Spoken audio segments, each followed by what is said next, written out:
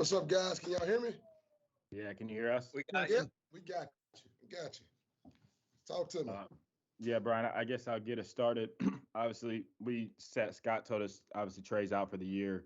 Yeah. That's definitely a huge loss in the secondary. How do you make up for everything that Trey brought to you guys at corner? Man, that's a hard one right there, Cam, because Trey brought something, to our secondary the last couple of years that, we haven't had, overall, just that mindset. It doesn't matter who's across from me, I'm going to do everything in my power to not let those guys catch the football. And if they do, I'm going to make them pay. And, I would say Saturday was probably his best game this year. He was all over the place. And it was one thing that Chris Morgan told us, before the game, and just telling the guys, hey, leave it all out there on the field, man. Pour everything out, pour everything that's in you out. And he did. It was not one loaf. He gave it his all, man. And that's what hurts me more than, anything, is that he left it all out there on the field, man. And so that's a hard pill to swallow. But hey, you still got to play the game. They're not going to not let us play these last four just because he's not there. But so we got to do it collectively. We got to have some young guys step up. Greedy Vance got to step up to an even higher level now, as well as, with Trey Franklin, and then the young puppies that we have. Those guys got to be able to be ready to, when their number's called, be ready to go in there and execute, with Kanal Walker and Rance Connor, those guys as well. So we got to do it collectively, but, those other two, Greedy and Trey, for sure, got to get ready to step up a little bit more.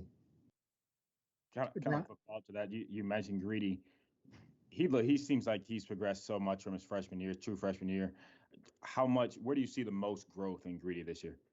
I think with him, he doesn't get down, man, no matter what. That's the one thing that I really love about Greedy, no matter what. And you got to have that at corner now. You better have it. Because Greedy may give up a play. He comes back. He's still ready to go. He's still talking on the sideline. He's still communicating with his boys. And he just has that, what you got to have at that corner spot, next play mentality. It's been some balls been caught on him, some huge plays, some touchdowns. He gave up 2 this last game. But he still got that great spirit, man, that, hey, we're going to be fine. I'm going to get it fixed, And that's what you got to have. That's where I see the most growth from him. And I'm proud of him, man. But no doubt he has to execute and, make those plays when we need him to make them in the critical moments.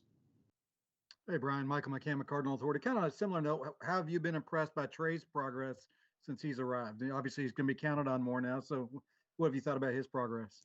Man, Mike, I think, hell, he got 2 picks, but he's done a really phenomenal job for us, coming in, getting here in July, and he's in that similar boat as Trey Clark was last year.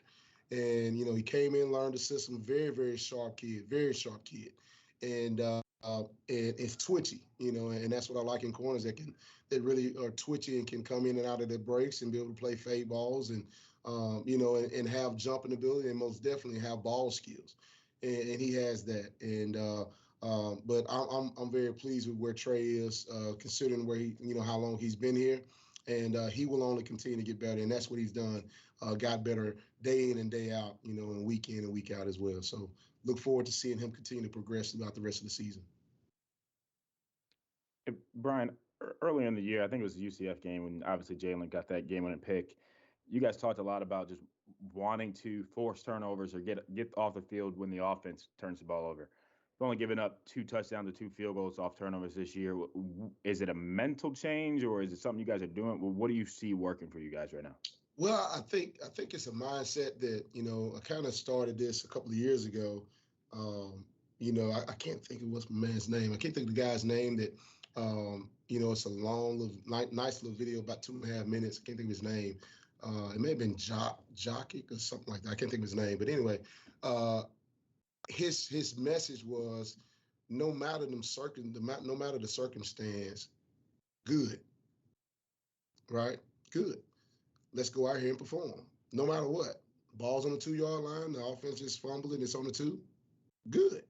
We get to go out and we get to show our talents and show that we can be a really good defense again. So now it's another opportunity. So don't look at it as a negative that, okay, we just turned the ball over or they just got a pick or got a kickoff return or a punt return. It's, now it's on the plus side of the field. Good.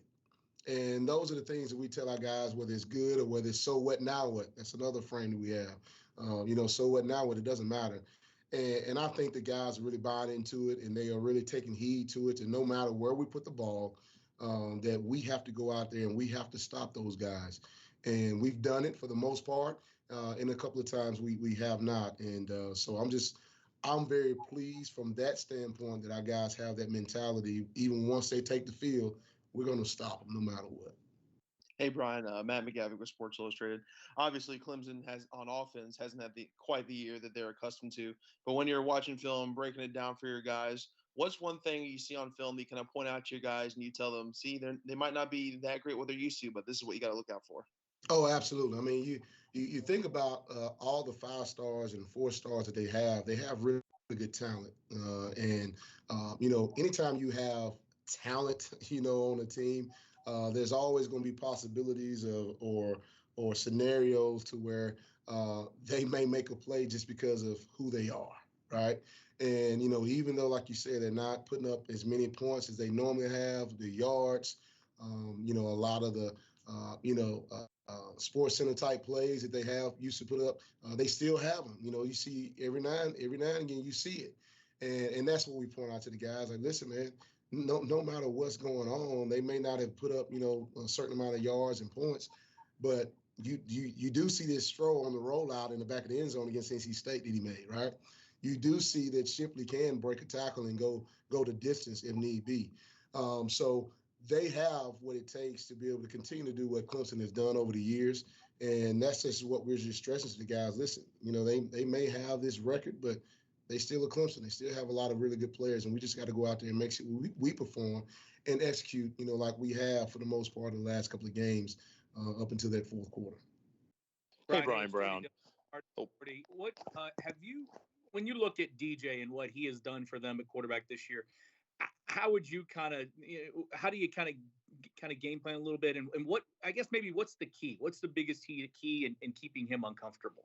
The key is this, Jody, you still got to be able to protect the deep ball, because he throws the deep ball well, getting into his receivers and they're able to make, really good really good catches on back shoulders.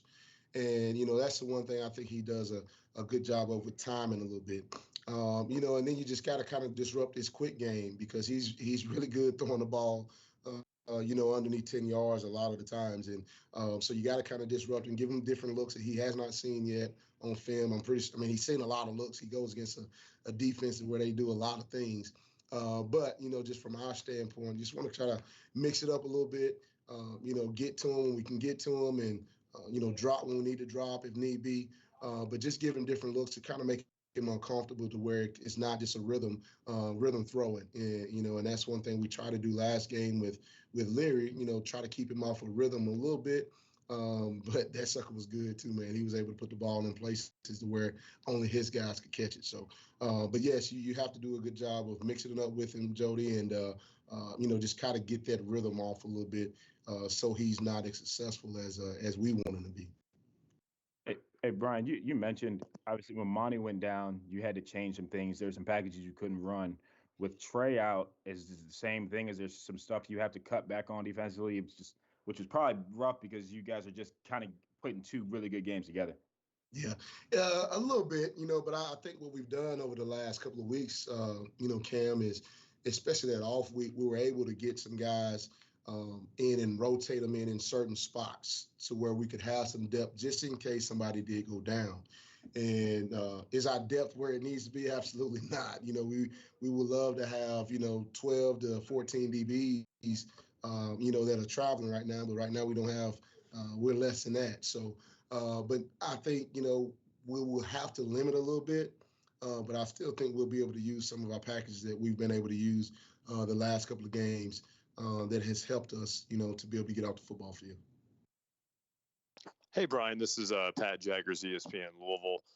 When you look at, obviously, minus the Boston College game, you guys played 2 pretty efficient quarterbacks, and obviously Devin Leary and Brennan Armstrong when you guys played Virginia, and obviously NC State last week. And both those guys are just at any time you let them get going, they're able to put up a ton of points and a ton of yards. Through 3 quarters, you guys did a really good job of keeping points off the board in both those matchups, and then gave up points for different reasons in both those games late in the fourth. I mean, in your mind and in your opinion, what kind of went wrong in both those matchups, and are you seeing any similarities from those games? Well, I think in the Virginia game is kind of a little bit different than this past game in a way. I think in the Virginia game we started off that I think the end of the third quarter giving up a big third down, and that kind of started rolling downhill a little bit from there, and then started the fourth. We gave up a 3rd and 10. And that was able to keep the drive alive in that game. In my perspective, and from our players, just from them as well a little bit, I think sometimes, when the other team makes a play in that fourth quarter, I think starting at last game too, that their mind goes to, here we go. And they want to start pressing to be able to make some plays and not execute and do the things that we're asking them to do at certain times. I think the Virginia game at the end of it, I think I could have helped those guys just a little bit in bringing a little bit more pressure early in that 2-minute scenario in order for us to be able to get off the football field and win a football game. I think this last game was a little bit different as well, to where, we just got to execute. They made some plays. We were in one-on-ones. We were winning our one-on-ones early in the game, the first quarter, the second quarter, third quarter. And then in the fourth quarter, we lost 2 one-on-one battles, that actually 3 one-on-one battles that put, 21 points on the board. So we have to win our one-on-one battles when we get in those scenarios. And we just didn't this last game. So I think that's the difference between the 2 games, Pat, in my opinion, from the Virginia game to the last game.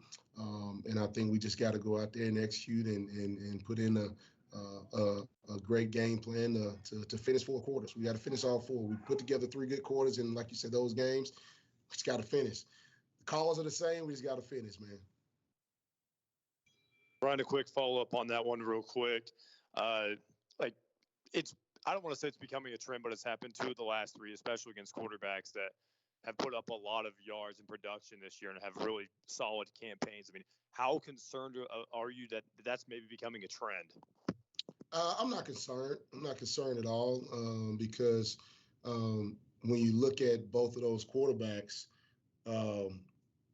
they've done it to everybody, and we did a great job, I thought, for 3 quarters for both of those quarterbacks and containing it. And, in the fourth quarter, we just kind of faltered a little bit. And I think our guys understand it. And it's not like they want to give it up, right? They want to give up those points and yards and things of that nature. I think it's just a matter of going out there and blocking it out of their head and knowing that we've done it for 3 quarters. Why not do it for 1 more? And I think we have that mindset. We've had a really good 2 days of practice on Sunday and today. We're emphasizing, the fourth quarter in both of those practices. So we look forward to going out there on Saturday and competing, and hopefully we come out on top and do what we're supposed to do in the fourth quarter. All right. Good. Good. Hey, appreciate you guys, man.